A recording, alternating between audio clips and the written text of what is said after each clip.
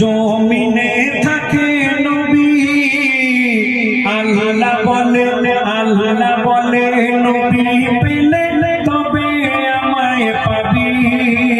আর আল্লাহ বলছে আমি তার হাতে দিয়ে দিলাম জান্নাতের যত চাবি, যার ওসিলায় কাল হাসরে তোরা ছাড়া পাবি।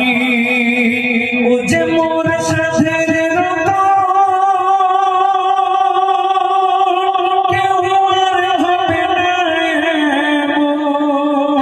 বহু শত সাধনা আমরা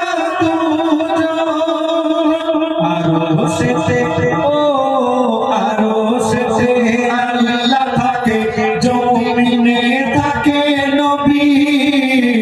আল্লাহ বলে নবী পেলে তবে আমায় পাবি।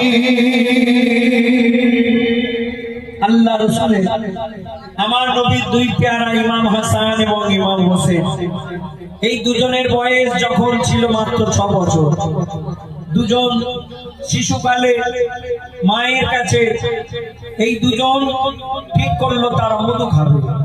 ইমাম হাসান ইমাম হোসেন দুই ভাই মধু খেতে গিয়ে তারা কি করলো আর কি করলো শুনুন। ও গো প্রিয় নবীর দুই পরাণ পাখি হোসেন হাসান মধু খাবে ঠিক করেছে হোসেন হাসান, কিন্তু মধুর পিয়ালা ও গো মধুর পিয়ালা রাখা ছিল ঘরের অনেক উঁচু তাকের উপরে।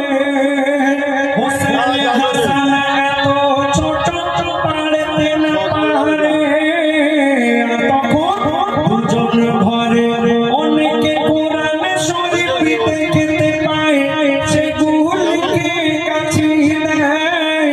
দুজন ঘরে অনেকে কোরআন শরীফ দেখতে পায়, সেগুলিকে কাছে দেয়।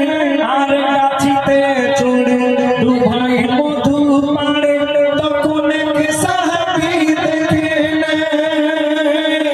আর সাহাবী নবীকে সেই ঘটনা শোনায়, শুনে নবী